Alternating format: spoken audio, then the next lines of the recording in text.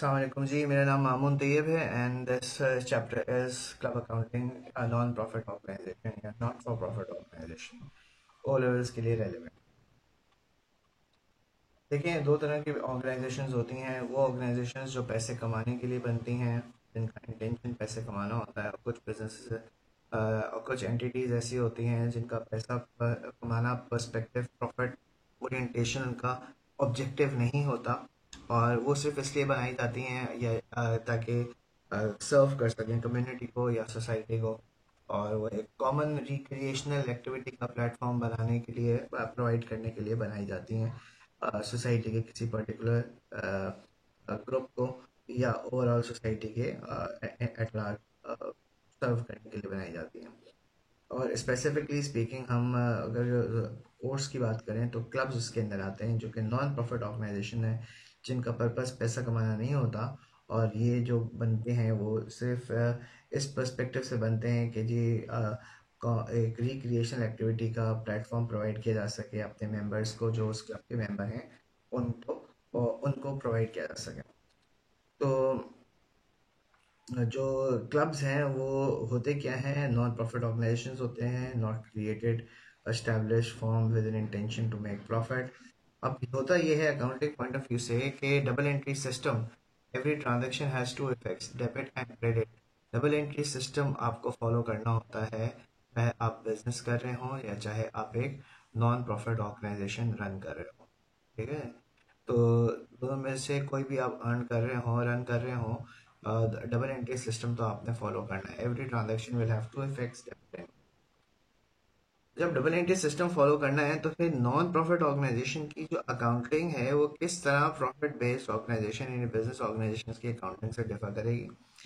वही बहुत कम difference, terminologies का फॉर्मेट और लेआउट का डिफरेंस होता है, और वरना क्वेश्चन बड़ा इजी होता है। डिफरेंस क्या है हम देख लेते हैं। एक नॉन प्रॉफिट ऑर्गेनाइजेशन में और बिजनेस ऑर्गेनाइजेशन में फ़र्क क्या है? नॉन प्रॉफिट ऑर्गेनाइजेशन की जो सोर्स है ऑफ रेवेन्यू जनरेशन, उसको हम कहते हैं सब्सक्रिप्शन। यानी क्लब्स जो हैं वो अपने मेंबर से हर महीने एक सर्टेन अमाउंट चार्ज करते हैं, ताकि उसके अगेंस्ट वो उसको फैसिलिटेट कर सके मेंबर को और मेंबर की फैमिली को। ठीक है ना? यानी उनको जो भी रिक्रिएशनल एक्टिविटी का प्लेटफॉर्म दे रहे हैं, वो स्विमिंग पूल है, टेनिस है, लाइब्रेरी है, लॉन्ड्री है, कैंटीन है, कैफेटेरिया है, और गार्डन है, जॉगिंग ट्रैक है, ये सब चीज़ें दे रहे होते हैं, तो एक सर्टन अमाउंट को चार्ज कर रहे होते हैं। बिजनेस ऑर्गेनाइजेशंस अपनी सर्विसेज दे रहे हैं या अपना प्रोडक्ट बेच रहे हैं, उसके लिए वो सेल्स करेंगे, और उनके लिए सेल्स है। दोनों बिजनेसेस की ये रेवेन्यू रिसीट्स हैं। रेवेन्यू रिसीट्स वो होती हैं जो ऑर्डिनरी कोर्स ऑफ बिजनेस में अराइज हो रही होती हैं, वो रेवेन्यू रिसीट्स कहलाती हैं। तो सब्सक्रिप्शन आम हालात में क्लब का सोर्स ऑफ इनकम है, और सेल्स आम हालात में बिजनेस का सोर्स ऑफ इनकम है। जो क्लब्स हैं वो कैपिटल निकालती हैं, लेकिन उसको कैपिटल नहीं बोलते हैं, उसे एक्यूमुलेटेड फंड बोलते हैं। ठीक है ना? क्लब को बनाने वाले कौन हैं? लोग हैं, जिंदा इंसान, लेकिन उनका पर्पस जो कि पैसे कमाना नहीं है, तो उसको एक्यूमुलेटेड फंड बोला जाता है। और बिजनेस ऑर्गेनाइजेशंस में पर्पस जो कि पैसे कमाना है, तो इसलिए उसको कैपिटल बोला जाता है। तो कैपिटल जो है वो, और चलता कैसे? एसेट माइनस लायबिलिटीज से। और एक्यूमुलेटेड फंड कैसे निकलता है? Asset minus liabilities. तीसरी जो टर्मिनोलॉजी डिफरेंस है वो इनकम स्टेटमेंट बनती है कहाँ पे? Business organisation. बिजनेस ऑर्गेनाइजेशन जो है वो इनकम स्टेटमेंट बनाती हैं। और अगर क्लब अपना रेवेन्यू और एक्सपेंस को कंपेयर करके ये देखना चाहे कि उसे कुछ गेन हुआ या नहीं, तो वो बनाएगा डॉक्यूमेंट एक जिसका नाम रखेगा इनकम एंड एक्सपेंडिचर। ठीक हो गया? तो नाम का फर्क है, कॉन्सेप्ट दोनों का सेम है, दोनों अक्रूवल्स को फॉलो करते हुए बनाएंगे अपने अपने फाइनेंशियल स्टेटमेंट्स का सेट। बिजनेस ऑर्गेनाइजेशन एक बुक बनाएगी जिसको कैश बुक कहा जाएगा, और non profit organisation cash inflows और आउटफ्लोज को रिकॉर्ड करेगी, उसको लिखा जाएगा receipt and payment account. Business organisations में अगर एक्सपेंसेस कम हुए और रेवेन्यू ज़्यादा हुआ, वो कहेगी हमें प्रॉफिट हो गया। नॉन प्रॉफिट ऑर्गेनाइजेशंस में अगर एक्सपेंसेस कम हुए और रेवेन्यू ज़्यादा हो गया, तो वो कहेगी हमें सरप्लस हुआ है। अगर बिजनेस ऑर्गेनाइजेशन में एक्सपेंसेस ज़्यादा है और रेवेन्यू कम है तो हम कहेंगे लॉस हो गया। और अगर नॉन प्रॉफिट ऑर्गेनाइजेशन में एक्सपेंसेस ज़्यादा है और रेवेन्यू कम है तो हम कहेंगे डेफिसिट हो गया। बिजनेस ऑर्गेनाइजेशन में स्टेटमेंट ऑफ फाइनेंशियल पोजीशन कहा जाएगा और नॉन प्रॉफिट ऑर्गेनाइजेशन भी स्टेटमेंट ऑफ फाइनेंशियल पोजीशन ही बनाती है, यानी दोनों में नाम सेम है। ठीक है जी। हम आते हैं इसके पेज नंबर 2 पे। पेज नंबर 1 था, होगा क्या?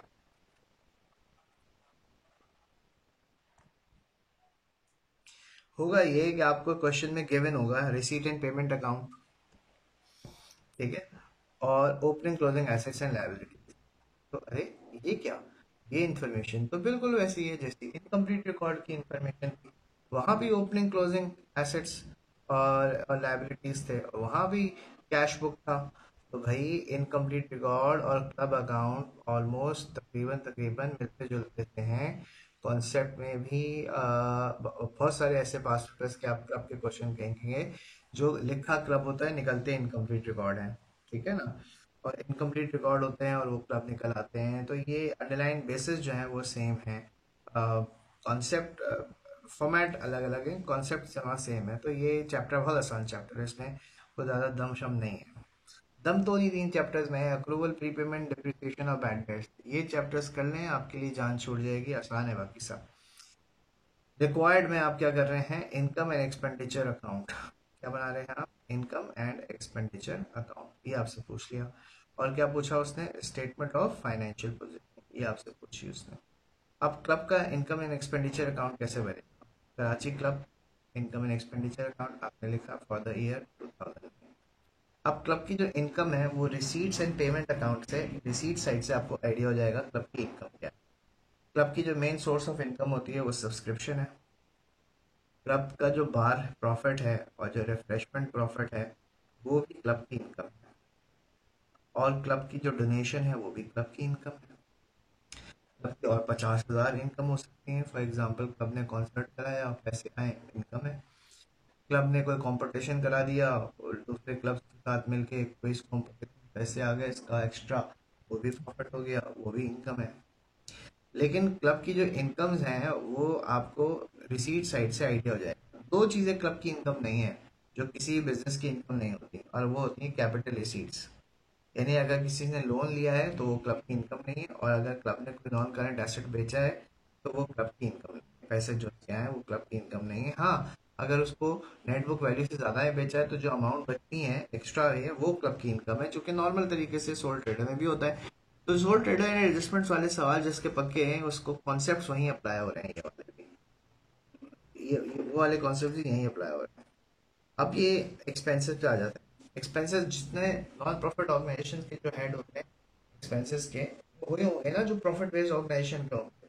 भाई क्लब भी लोगों को हायर करेगा नौकरियों पे, क्लब को भी टेलीफोन, बिजली, पानी, गैस का, इंश्योरेंस का बिल आएगा। क्लब के अंदर भी जॉगिंग मशीन्स पड़ी हुई होंगी, जो मतलब वो वाली मशीन होती है जिसमें बंदा भाग रहा होता है और अपनी जगह खड़ा रहता है, क्या कहते हैं उसको, ट्रेड मिल, ट्रेड मिल, और पता नहीं क्या क्या होती है मशीन, और सब पे डेप्रिसिएशन लगी हुई।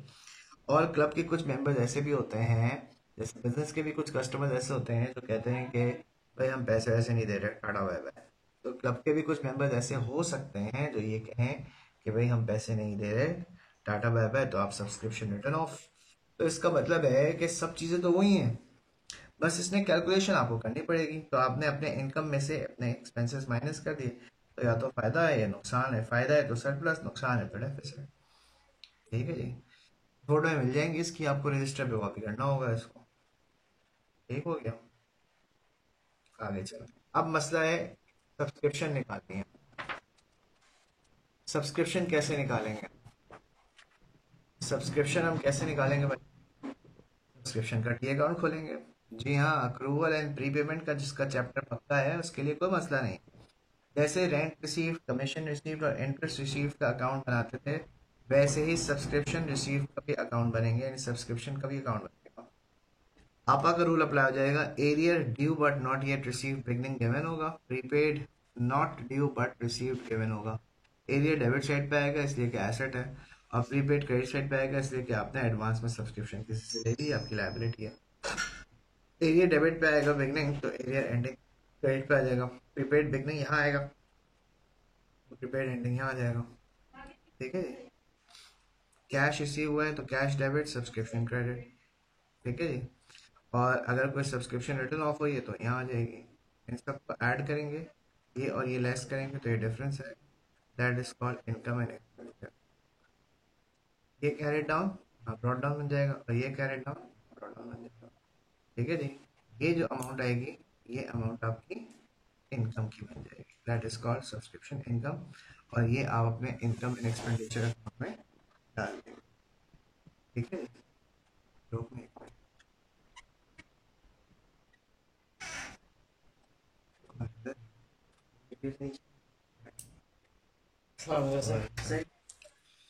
ठीक है जी। अच्छा, अब ये हमारी सब्सक्रिप्शन इनकम आ गई। कौन सी सब्सक्रिप्शन इनकम होगी? दिस वाली अमाउंट, ये वैल्यू, ये और ये गिवन होगी।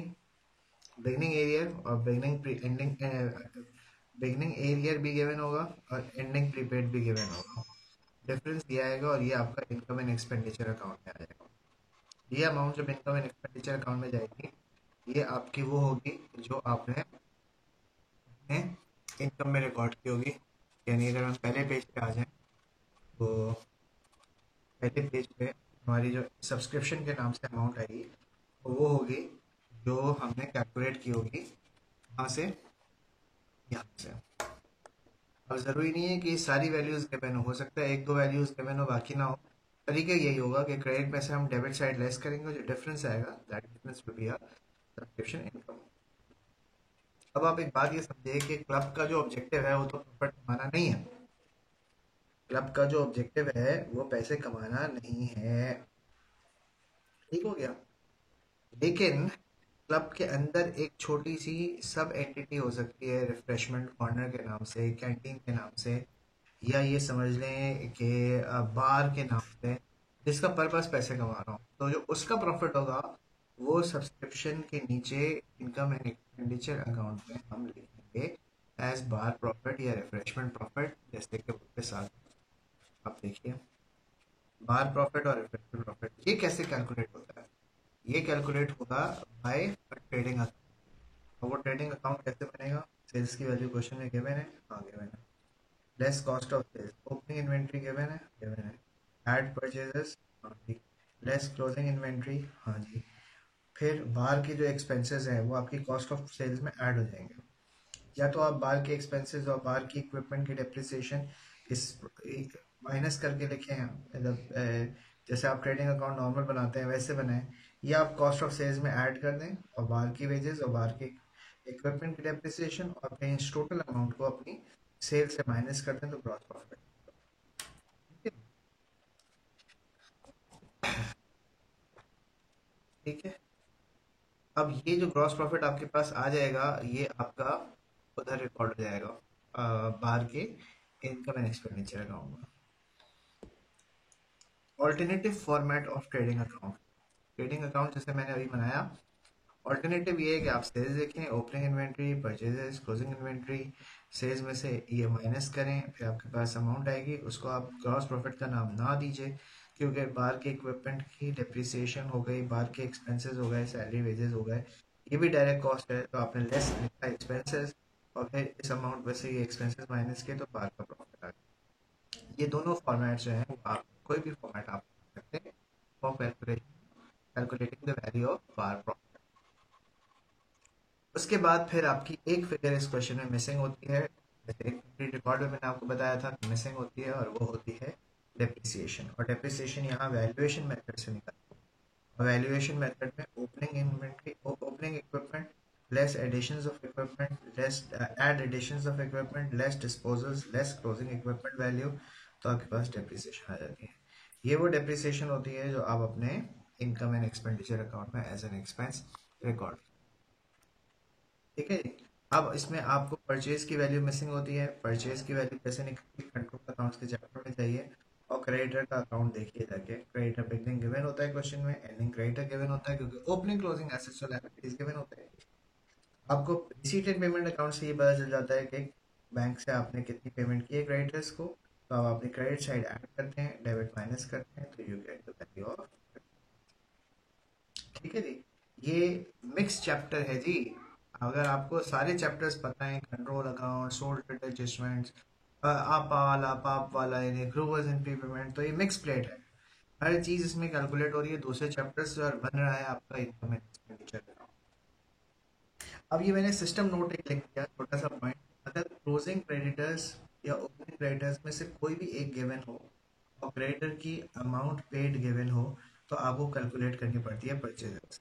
अगर आपको कोई ओपनिंग क्लोजिंग क्रेडिटर गिवन नहीं है, ओपनिंग क्रेडिटर भी जीरो है, क्लोजिंग क्रेडिटर भी जीरो है, तो whatever you are paying is your purchases. लेकिन अगर ओपनिंग क्लोजिंग में से कोई एक या दोनों मौजूद है, तो पेमेंट्स मेड टू क्रेडिटर्स जो क्वेश्चन में गिवन होंगी, that will not be the value of purchase. Purchase will be calculated by applying this concept of creditors account. If opening and closing creditor is given or only one is given, creditor account will be prepared to calculate the value of purchases। ये confusion होती है, जब question solve करेंगे तो वो confusion आपकी दूर होगी। वो लिखा हुआ होता है रिसीट एंड पेमेंट अकाउंट में, payment to purchase purchase of refreshment, तो वो उस वैल्यू को उठा के यहाँ डाल देते हैं, हालांकि वो वैल्यू नहीं डलेगी। क्यों? क्योंकि नीचे क्वेश्चन में या ऊपर opening closing supplier of refreshment given होते हैं, तो इसका मतलब है परचेजेस की वैल्यू क्रेडिटर अकाउंट से मिलेगी और वो हमें करना पड़ेगा। ठीक हो गया जी।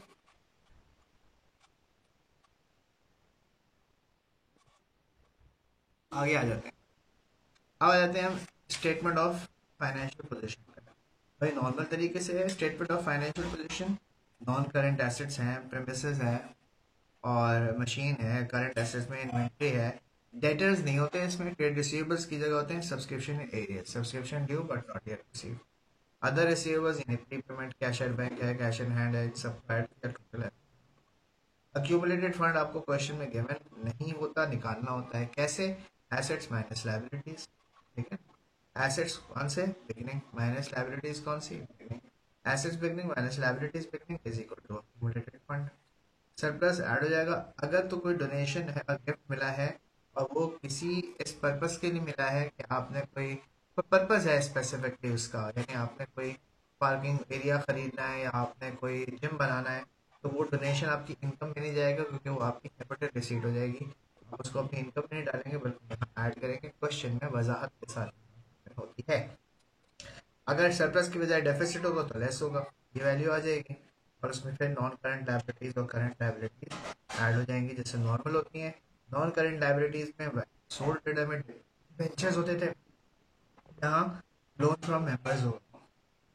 क्रेडिटर्स के साथ साथ यहाँ पे सब्सक्रिप्शन इन एडवांस, यानी सब्सक्रिप्शन एडवांस का मतलब है subscription due not due but receive, आपकी लायबिलिटी है वो कर लेंगे कहानी।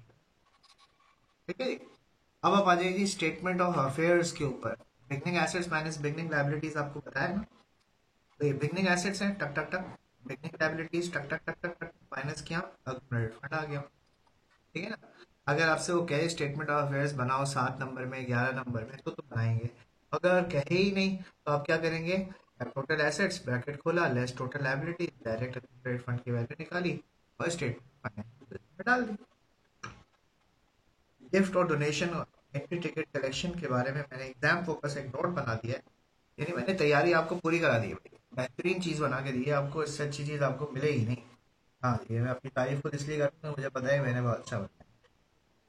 If donation, gift, entry ticket collection or any other receipt is given the receipt and payment account and it is stated that it is a capital receipt, then don't treat it as an income in the income and expenditure account। Question में अगर ये वाजे लिखा है कि capital receipt है तो आप उसको इनकम स्टेटमेंट में डालेंगे। Treat it as an addition in the accumulated fund. If no specific information is given, check the amount of the amount. If it is immaterial, treat it as income, else treat it as part of accumulated fund। अगर donation है $10 की, $20 की, $50 की, income में treat. Donation है $2500 की, तो वो इनकम नहीं है, तो आप उसको accumulated फंड में डालेंगे। ठीक है ना। तो ये जब आप इस क्वेश्चन प्रैक्टिस करेंगे तो आपको बहुत अच्छे से clear। सही है जी, इसको भी आप कॉपी कर लीजिए और फिर हम इसके क्वेश्चंस की वीडियोस देखिएगा।